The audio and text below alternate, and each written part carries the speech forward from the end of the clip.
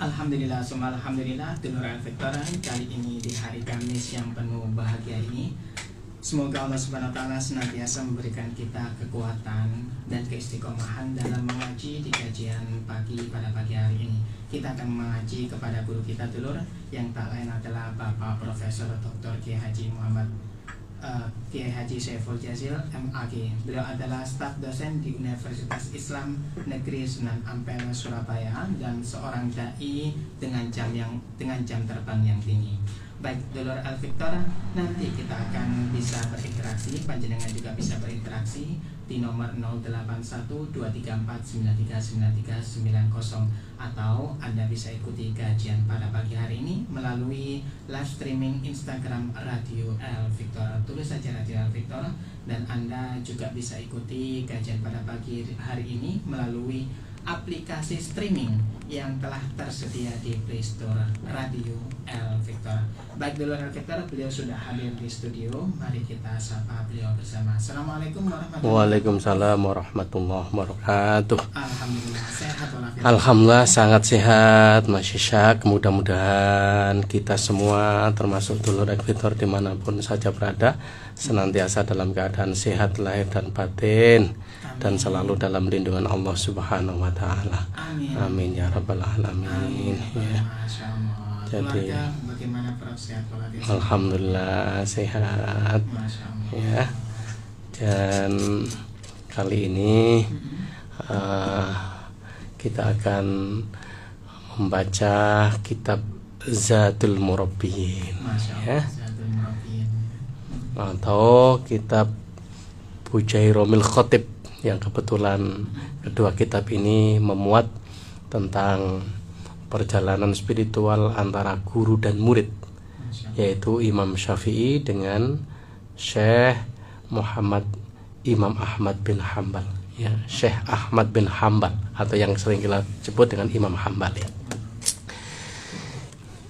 Ya, jadi begini, dulur Fiktor dimanapun kamu berada, assalamualaikum warahmatullahi wabarakatuh. Waalaikumsalam warahmatullahi Ya. wabarakatuh. Pernah suatu ketika Imam Ahmad bin Hambal ini diceritakan dalam kitab tersebut punya seorang putri yang cantik, yang solihah.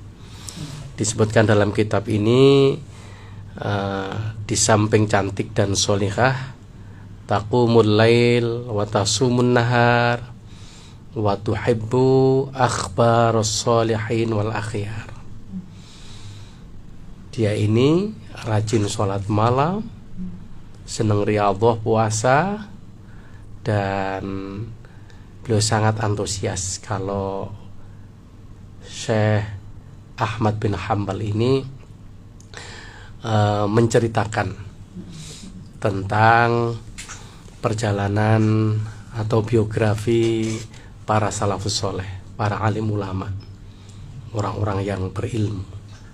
Nah, di antara salah satu ulama, orang soleh yang sering diceritakan pada putrinya ini adalah Imam Syafi'i, Muhammad bin Idris Asy-Syafi'i, nama lengkapnya. Kebetulan gurunya sendiri. Beliau menceritakan keagungan Imam Syafi'i, kalau malam jarang tidur, hampir mengkhatamkan Al-Quran. Kemudian malam dihabiskan dengan sholat tahajud atau qiyamul lail. Kemudian siangnya puasa, sedikit makan, akhlaknya bagus, seorang fuqaha yang hebat, ya. Nah, dengan kisah keagungan Imam Syafi'i gurunya ini, putrinya Imam Ahmad bin Hambal sangat berharap bisa bertemu beliau. Putrinya Imam Ya, Ahmad bin Hambal, ya. dengan harapan bisa mendengar langsung fatwa-fatwa dan nasihatnya, sekaligus bisa menyaksikan dan melihat dengan mata kepala apa yang dilakukan sehari-hari. Ya. Dilalah suatu ketika Imam Syafi'i berkunjung ke rumahnya. Wah, tentu saja hatinya sangat riang gembira karena orang yang selama ini diidam-idamkan, diidolakan ternyata datang. Ya. Jadi walaupun Imam Syafi'i itu gurunya Imam Ahmad bin Hanbal, tapi beliau justru tidak segan untuk berkunjung ke Imam Ahmad bin Hanbal, karena Imam Hanbal ini terkenal seorang muhaditsin, ya, seorang ahli hadis yang hebat sampai membuat kagum gurunya. Dan salah satu karya tulis di dalam bidang ilmu hadis yang disebut dengan Al-Musnad, ya, ini subhanallah luar biasa. Beliau bukan hanya hafal ratus tapi ribuan hadis, ya.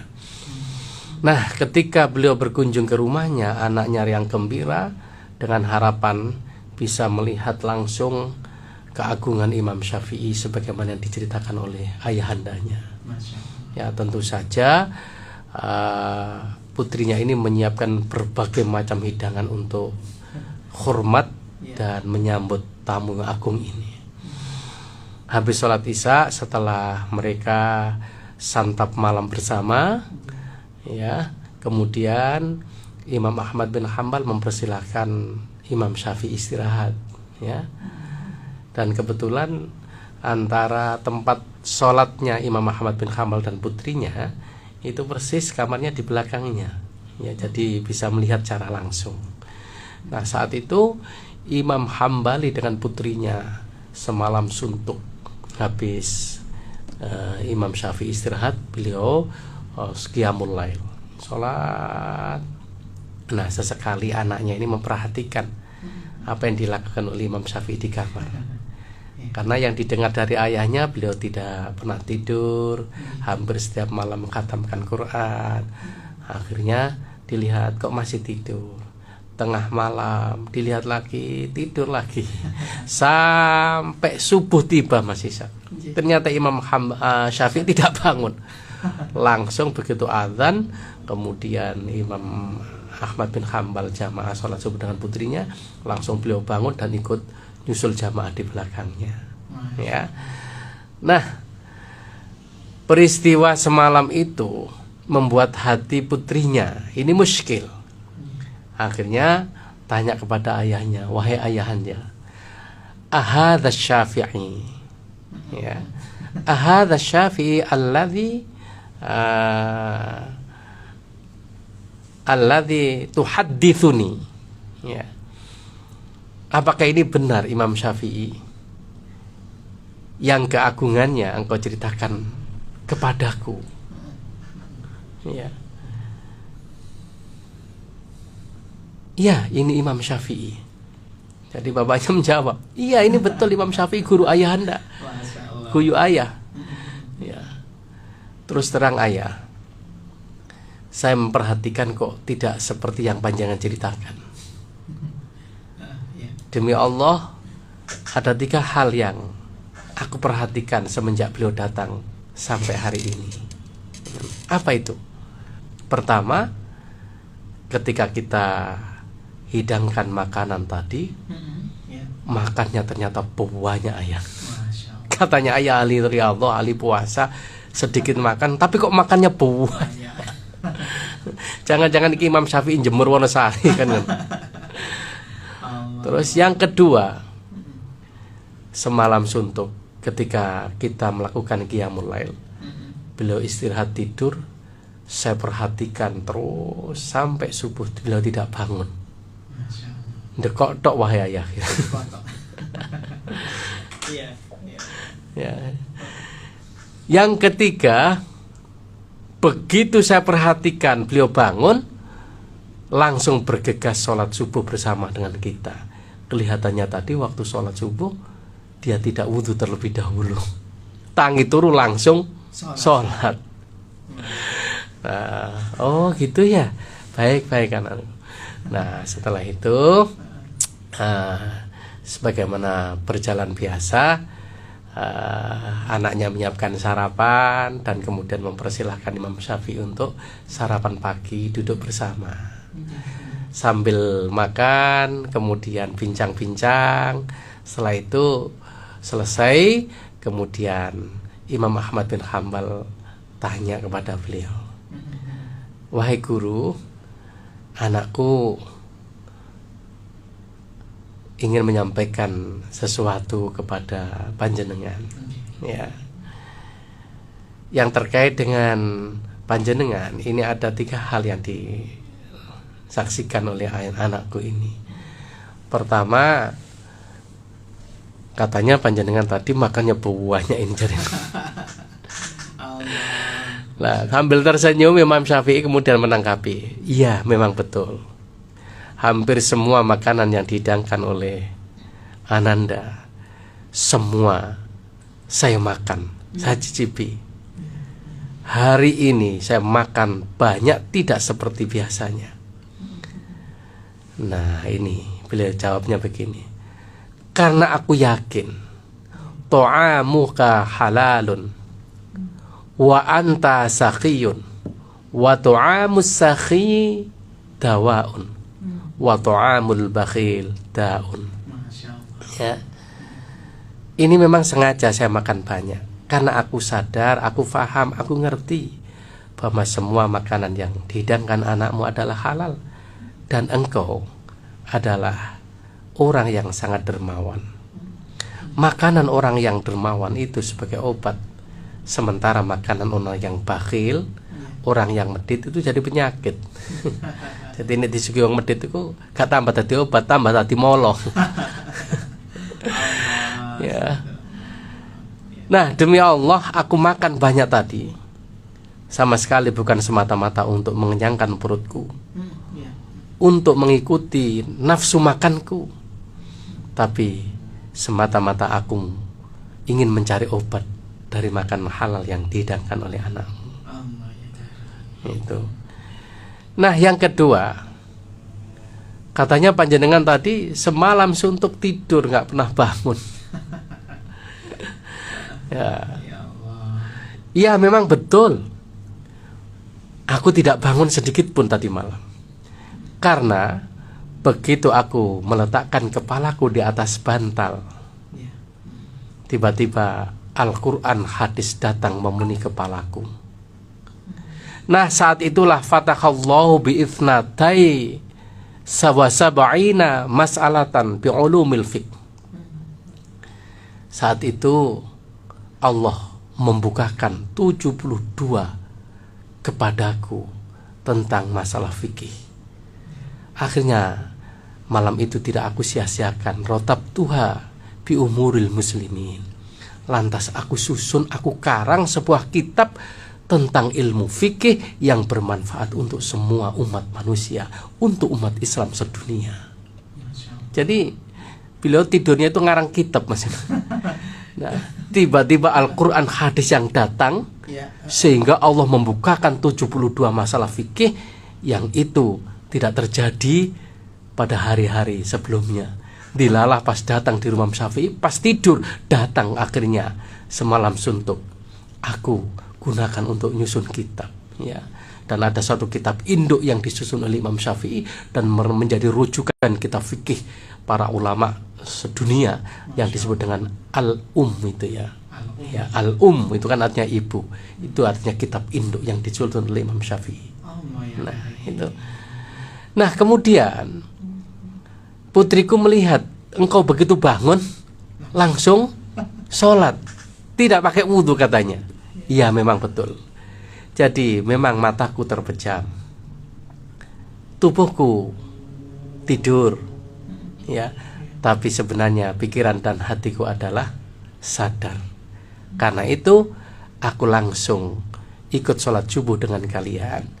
Karena wudhu yang aku gunakan itu adalah wudhu untuk sholat isya tadi malam. Dari sholat isya. Jadi artinya beliau tidak batal dan tidak tidur. Nah, begitu mendapatkan penjelasan seperti itu, akhirnya Imam Ahmad bin Hanbal bilang kepada anaknya, wahai anakku, meskipun ayah semalam suntuk, tahajud bersamamu itu lebih mulia dan lebih baik dalam pandangan Allah apa yang dilakukan oleh Imam Syafi'i. Meskipun tidur, tapi beliau ngarang kitab yang manfaatnya bukan untuk pribadi beliau, tapi untuk seluruh umat manusia, umat Islam sedunia. Sementara tahajud kita manfaatnya hanya untuk diri kita berdua. Nah, apa yang dilakukan oleh beliau jauh lebih mulia daripada tahajud kita, kan ngono. Nah itulah, karena itu saya kemudian teringat Imam Ghazali mengutip satu hadis dalam kitabnya Minhajul Abidin. Rasulullah SAW bersabda begini, fadlul alimi alal abidi ka fadlil qamari ala sairil kawakibi. Keutamaan orang yang berilmu dengan orang yang tidak berilmu, meskipun ahli ibadah, itu bagaikan bulan purnama dengan ribuan atau mungkin miliaran gugusan bintang di langit. Bulan purnama walaupun satu, tapi cahayanya menembus ke bumi dan menerangi jagat raya ini. Walaupun miliaran gugusan bintang, tapi cahayanya tidak sampai menembus ke bumi. Itulah bandingan orang yang berilmu dengan tidak berilmu. Dan ini kemudian Allah menegaskan dalam Al-Quran, yarfa'illahu alladhina amanu minkum walladhina utul ilma darajat. Allah akan mengangkat derajat orang yang berilmu dengan berlipat-lipat atau derajat yang mulia, yang tinggi di sisinya. Itu ya. Jadi makanya tidurnya orang yang berilmu itu jauh lebih mulia daripada ibadahnya orang yang ahli ibadah tidak berilmu. Ya coba. Makanya di dalam satu hadis diterangkan, barang siapa yang ketika hendak tidur, ya, ini artinya orang yang berilmu itu bisa melipat gandakan pahala. Ya Mas Ishak. Jadi kalau kita tidur, kemudian di dalam hati niat, ya Allah, saya tidur sore ini dengan maksud supaya tidak kariban nanti malam saya akan bangun untuk qiyamul lail, sholat tahajud. Ya. Nah, maka tidurnya semalam suntuk ini akan tercatat sebagai sholat tahajud. Meskipun tidak bangun, mungkin karena capeknya. Ya, jadi karena niat itulah kemudian Allah akan tetap mencatat sebagai orang ahli tahajud, meskipun tidak bangun. Ya. Cuma perlu diingat, kalau tiap malam sudah niat, tapi nggak nanti bangun cari malaikat gedabrus kan ngono. Mosok keturun bolak-balik kan ngono. Iya. Kadang-kadang kita ini sudah nada dering jam 3 bunyi atau mikir Mas. Alah tahajud 2 rakaat, witir 3 rakaat cukup, masih paling-paling 5 menit. Alang kondisi akhirnya kebablasan. Ya itulah godaan setan ya. Itu seringkali menghinggapi kita semua. Karena itu mudah-mudahan ini menjadi inspirasi bagi kita untuk senantiasa melipat gandakan pahala ya. Tidurnya orang soleh, orang alim itu ternyata sangat mulia di sisi Allah karena bisa melipat gandakan pahala, karena disertai niat di awal itu kan ya gitu. Ya, itu masih Ishak. Prof, lebih utama mana Prof? Antara orang yang berilmu, ahli ilmu, ataupun orang yang ahli ibadah atau abid? Ya idealnya kan orang abid tapi ahli ilmu kan gitu. Jadi karena itu di dalam satu hadis Rasulullah kemudian menyarankan kita semua, utlubul ilma minal mahdi ilal lahdi. Tuntutlah ilmu itu mulai dari ayunan sejak kecil kan gitu ya, sampai nyawa kita dipanggil oleh Allah, jasad kita dimasukkan ke liang lahat. Artinya sampai mati kita pun dianjurkan, diwajibkan untuk mencari ilmu. Nah, bagi kita saudara-saudara dulu Victor mungkin sudah tidak lagi duduk di bangku kuliah, tidak sempat lagi datang ke majelis pengajian, minimal pagi seperti ini sambil berangkat kerja diniati mencari ilmu, memutar radio El Victor, mudah-mudahan dapat ilmu yang manfaat dan barokah kan gitu. Maka perjalanannya itu insya Allah tercatat jihad fisabilillah ya. Karena di dalam satu hadis Nabi kan disebutkan begini, man kharaja fi thalabil ilmi fahuwa fi sabilillah hatta yarji. Barang siapa yang keluar dari rumahnya ya niat mencari ilmu, maka perjalanannya itu tercatat sama mendapatkan pahala jihad fisabilillah hatta yarji'a, sampai dia kembali pulang. Jadi penjenengan semua adalah fitur yang mungkin mendengarkan di udara sambil nyetir ya, sambil berangkat kerja ya, ini diniatin cari ilmu supaya perjalanannya tidak sia-sia ke tempat kerja, supaya tercatat sebagai jihad fisabilillah. Itu. Masyaallah. Gitu. Ya nggak keluar dari rumah bagaimana, Prof? Tapi Ya boleh sama. Sama juga. Iya kan, niatnya yang penting adalah untuk menambah ilmu itu. Jadi apa namanya, innal malaikata yadau ajnihataha li talibil ilmi ridham bima yatlub, kata Nabi.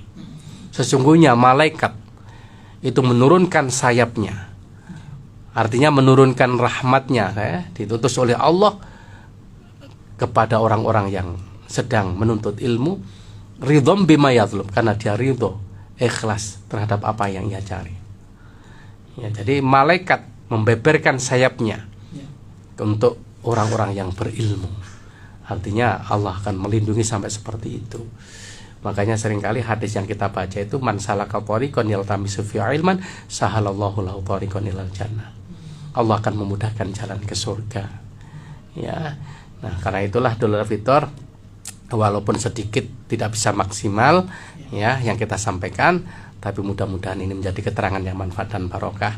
Dan kita tercatat sebagai orang-orang yang ahli ilmu, yang mudah-mudahan selalu mendapatkan syafaat dari Rasulullah SAW, dan kelak bertemu dengan Rasulullah SAW, barokahnya cinta ilmu, cinta Rasulullah. Ya, ini kan karena perintah Rasulullah sehingga kita hadir di sini. Ya, karena cinta Rasulullah, karena melakukan sunnahnya, ya, sehingga kita ditakdirkan untuk selalu nyetel radio El Victor, kan gitu. Oke, itulah. Ya, Prof, kita lanjutkan kembali, Prof. Namun kita break terlebih dahulu. Baik, dulu nanti ke orang. Anda nanti juga bisa berkesempatan langsung interaksi dengan beliau nanti setelah jeda berikut ini di 08123493939390. Jangan kemana-mana, tetap di Fajar Syiar Al Victor. Lalu dijawab apa? Pertanyaannya Mas? Pertanyaan ya. Ya, baik dulu Victor, kita lanjutkan kembali. Ada pesan yang berarti dalam kajian Profesor hari ini, yakni adalah kita jangan menilai orang dari segi lahirnya saja, tetapi kita harus husnudon terlebih dahulu. Baik, dulu silakan 081234939390. Ayo, ada telepon Prof, kita terima ya Prof ya. Ya, Assalamualaikum warahmatullahi wabarakatuh. Oh, tahu suara. Namanya Sinten Ibu, dari mana? Matoan Ayu Rungkut. Nggih, monggo Bu ya. Waalaikumsalam Bu, monggo Bu. Alhamdulillah sehat, moga-moga Bu dia sekeluarga juga demikian, monggo.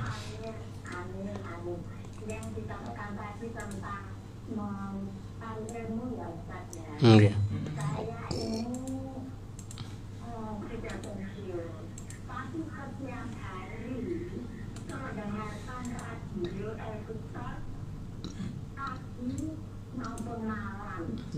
Apakah itu termasuk juga mencari ilmu? Kata kalau mencari ilmu keluar rumah. Saya itu kan juga gak ada apa, sudah gak kerja. Maksud saya itu mesti mendengarkan ini. Apakah ini juga termasuk mencari ilmu gitu loh? Ngaten kenapa? Matur suwun, saya jadi mungkin sifatnya sehat. Amin ya rabbal alamin.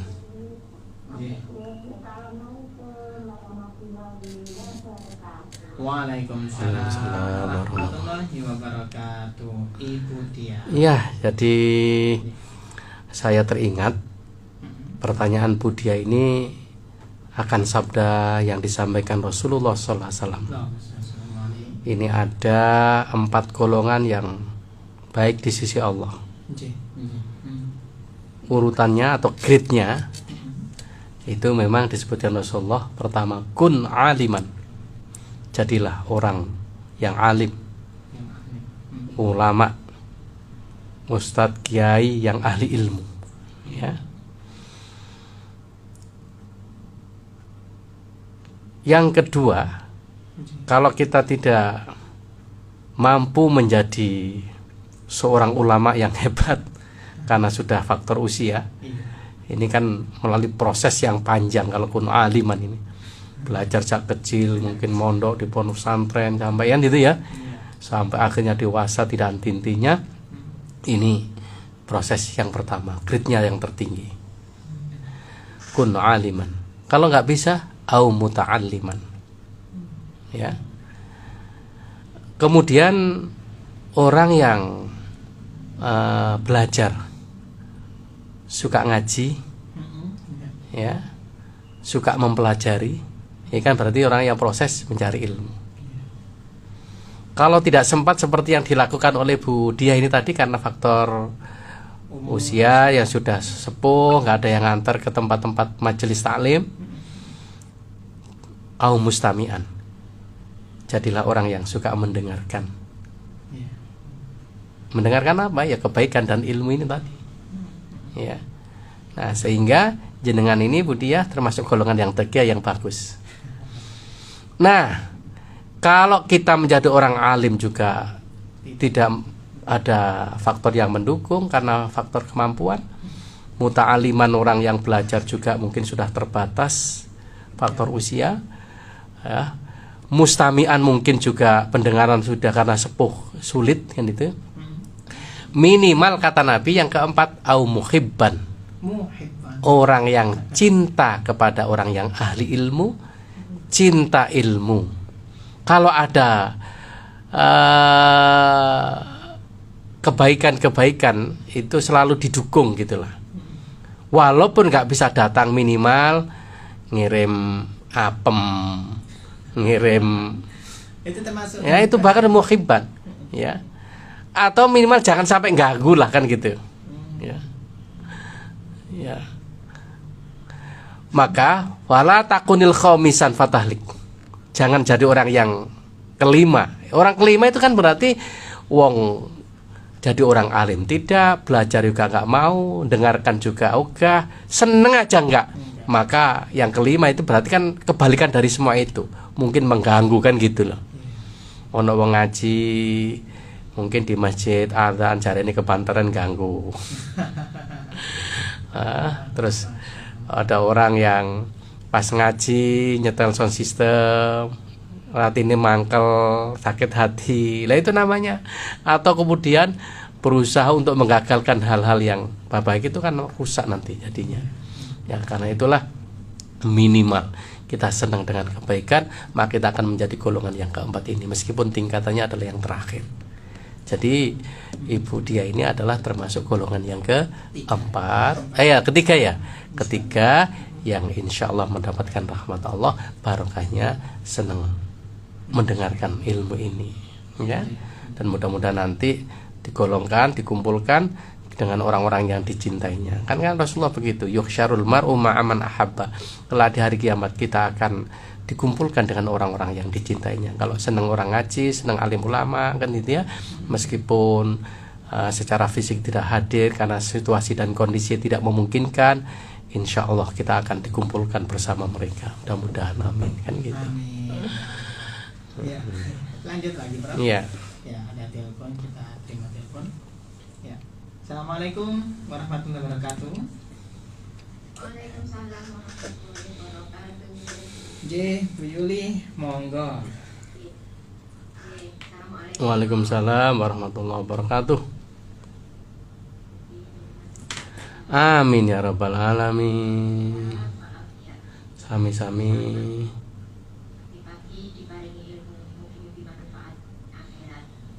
Amin ya rabbal alamin. Jika kita terus sampai asiknya berpikir baca Al-Fatihah untuk anak-anak kita, sampai ke belas waktu kan untuk dekat doang. Ini pripun Ustaz? Apakah makna zikir ini sama dengan berdoa, mendoakan anak-anak kita, keluarga kita, saudara kita, guru-guru kita gitu Ustaz? Sering saya alami gitu Ustaz. Sampai belas gak sempat, sampai gak nonton untuk ngomong gitu loh. Saking memuji asma-asma Allah gitu, amal-amalan dari guru-guru saya di Victor gitu Ustaz. Pripun Ustaz? Iya. Harus kita itu membagi waktu nyun penjelasannya Ustaz. Iya. Sangat ngapunten ingkang kata. Assalamualaikum warahmatullahi wabarakatuh. Waalaikumsalam warahmatullahi wabarakatuh.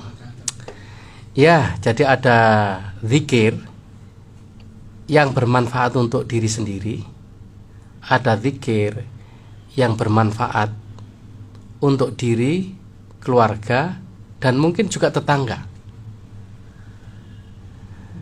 Jadi kalau panjenengan berzikir dengan membaca sholawat, itu sholawat rahmatnya kepada panjenengan pribadi.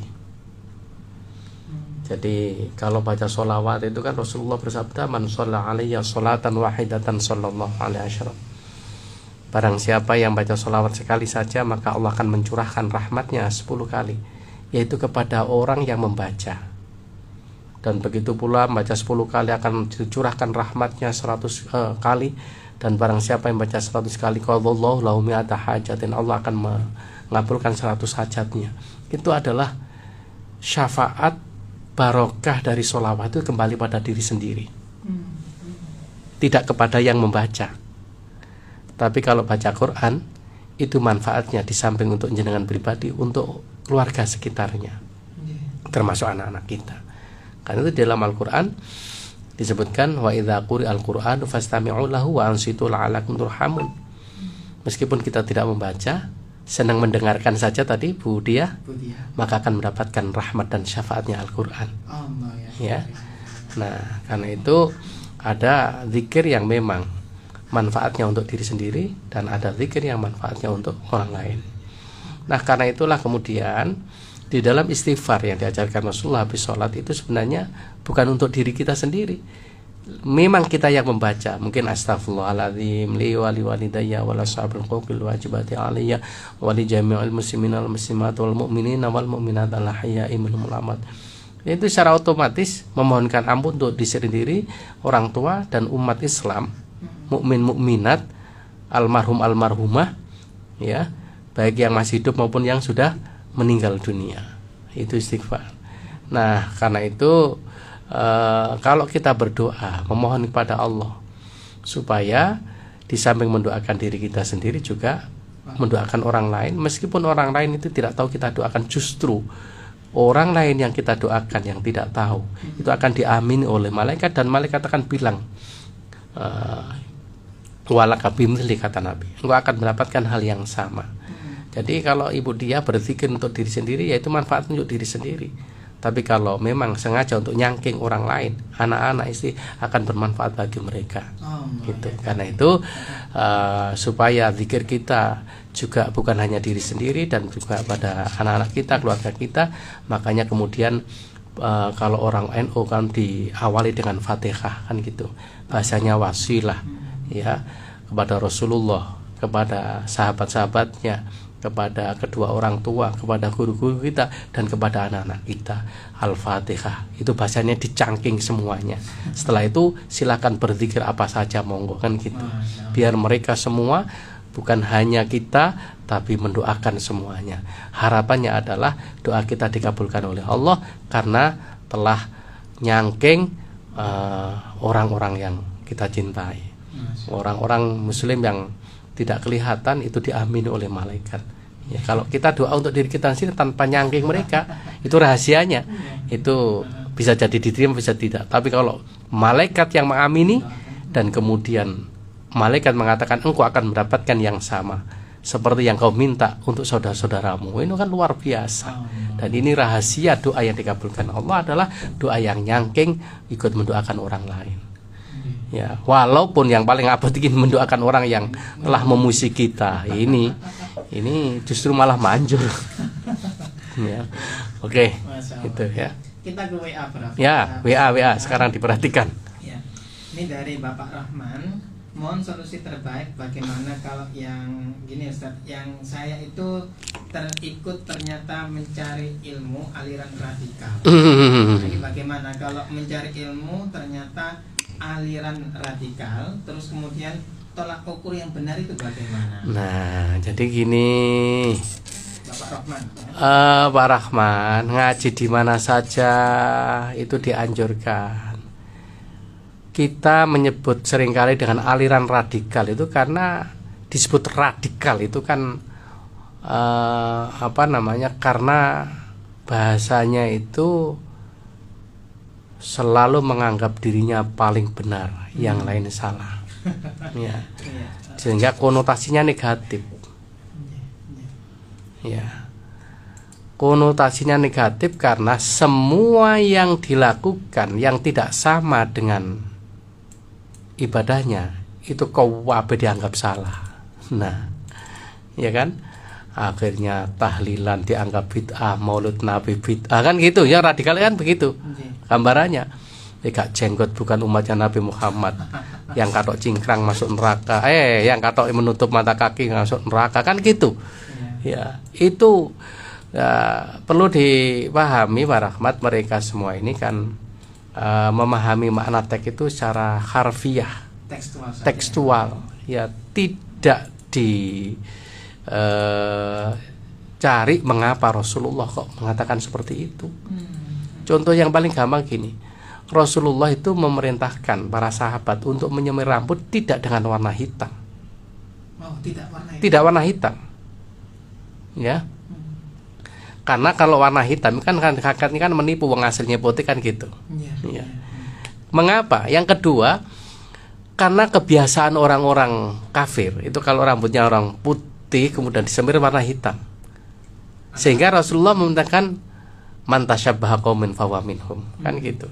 Jangan menyamai mereka. Kalau ingin menyemir rambut silakan warna yang lain. Kan gitu. Kecuali ketika mau perang. Supaya walaupun kata rambut putih wis kan ketok nom biar untuk menggetarkan musuh. Kok wong sik rambutnya ireng kabeh kan gitu. Nah, sekarang misalnya kita mengeterapkan hadis itu, kemudian saya sebagai ustadz misalnya kemudian semir pakai abang, hijau, kuning, wah, ustadz metal kan gitu kan, konotasinya jelek untuk sekarang. Nah, karena itu kemudian ada suatu kaidah taghayyul ahkam bi taghayyul azminah wal amkinah. Hukum itu bisa berubah dan berkembang menurut situasi dan kondisi. Nah, mengapa Rasulullah mengatakan seperti itu? Karena memang kondisi orang kafir waktu itu seperti itu. Termasuk celana itu tadi. Kenapa kok Rasulullah meminta para sahabat untuk supaya di atas mata kaki? Karena kebiasaan orang kafir adalah melambaikan dengan sombong, kan perlente itu menunjukkan kalau dia orang hebat. Nah, kemudian orang kafir pun juga suka mengingu brengos. Nah, karena itu Rasulullah jangan brengos, orang harus punya identitas sendiri, jenggot, kan gitu. Nah, brengos jenggot kan gitu. Nah, jadi mereka cara memaknai itu latar. Oleh karena itulah kalau panjenengan ya didengar, tapi sing baik diterima, tapi sing jelek jangan diterima. Karena apa? Karena saya khawatir kalau kita merasa benar dengan standar yang tadi radikal tadi, akhirnya kan kita merasa bahwa kita yang paling bersih, kita yang paling suci. Itu bahaya itu. Itu kan sama dengan iblis. Masya Allah. Iblis itu adalah orang yang taat kepada Allah, ahli ibadah, hanya saja kesalahannya apa? Sombong, tidak mau mengikuti perintah Allah. Allah memerintahkan untuk sujud kepada Adam, Nabi Adam, ternyata iblis menolak. Karena apa? Khalaqtani min nari wa khalaqtahu min tin. Aku diciptakan dari api, sementara Adam dari tanah. Lihat, ndut kotor, gak sudi aku sujud kepada orang yang diciptakan dari kotoran, kan gitu. Merasa bersih, merasa suci.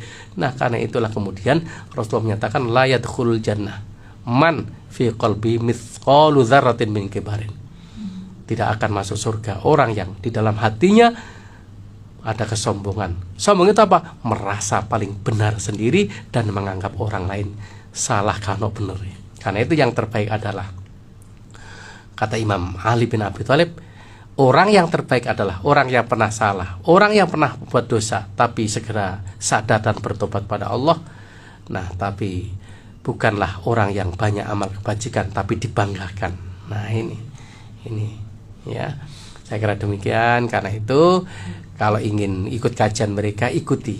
Tapi jangan kemudian menganggap kita yang paling benar, akhirnya nyawalah nyalon bid'ah nah apalagi sampai mengkafirkan orang itu bahaya. Karena di dalam satu hadis Rasul bersabda, "Man kafara musliman fahuwa kafirun." Barang siapa yang mengkafirkan, menyesatkan, membid'ahkan, padahal dialah sebenarnya kafir dan bid'ah yang sebenarnya, kan gitu. Bahaya, nggak boleh ya, karena ulama-ulama itu pasti punya dasar sendiri-sendiri. Pasti apa yang dilakukan nggak mungkin ngawur. Kalaulah misalnya yang kunut, monggo silahkan kunut, kan gitu. Yang tidak kunut ya nggak apa-apa, kunut juga ada dasarnya. Yang senang doa iftitah kabiro silahkan, yang Allahumma ba'id baini silahkan. Itu banyak hadis yang mungkin dalam praktek sholatnya sama, tapi doa-doa yang dibaca bisa berbeda. Tapi yang paling penting jangan kemudian inilah yang paling benar, inilah yang paling sokeh. Koyo ngerti-ngerti yo hadis ya. Gitu loh. Ya. Dari perbedaan ini tadi Prof, itu merupakan berkah. Ya, berkah, sebenarnya berkah, silahkan. Yang ikut radikal monggo, tapi yang penting jangan menyalahkan ya. Jangan menganggap diri yang paling benar. Kan ono Muhammadiyah, ono NU, ono Persis, ono apapun itu baik semua. Semuanya kiblatnya sama, Quran hadisnya sama. Ya, salatnya takbirnya sama pun sama. Itu kan hal-hal yang sifatnya khilafiyah. Oleh karena itu jangan kemudian mudah menyalahkan orang lain. Itulah yang intinya. Intinya itu iya. Ya. Dan menganggap dirinya paling benar, yang paling sokeh hadisnya. Ya. Saya kira demikian Mas. Oke. Mungkin kita bisa doa dulu Prof. Iya. Oke, ini kebetulan 40 harinya Mas Helmi Ansori, subhanallah. Beliau Mbak Nikmah ya. Ternyata sudah dipanggil oleh Allah terlebih dahulu. Mudah-mudahan keduanya diampuni oleh Allah di semua dosanya dan segala amal solehnya diterima Allah dan mendapatkan kedudukan yang terpuji di sisinya. Dan kita semua yang ikut mendoakan ini senantiasa diberikan kesehatan, panjang umur yang barokah ya, selalu diberikan kekuatan iman lahir dan batin oleh Allah. Amin. Semua urusan kita dimudahkan Allah dan mudah-mudahan bisa bertemu lagi bulan depan dalam keadaan sehat walafiat yang diridhoi oleh Allah. Khususon ila arwahi Mas Hilmi, Mbak Nikmah, dan kedua orang tua kita, guru kita, keluarga kita yang telah mendahului kita dan orang-orang kita cintai. Mudah-mudahan semuanya dosa diampuni oleh Allah. Allahumma ighfir lahum warhamhum wa'afi wa'fu anhum lillahi ta'ala lana wa lahumul Fatihah. A'udzu billahi minasyaitonir rajim. Bismillahirrahmanirrahim. Alhamdulillahi rabbil alamin.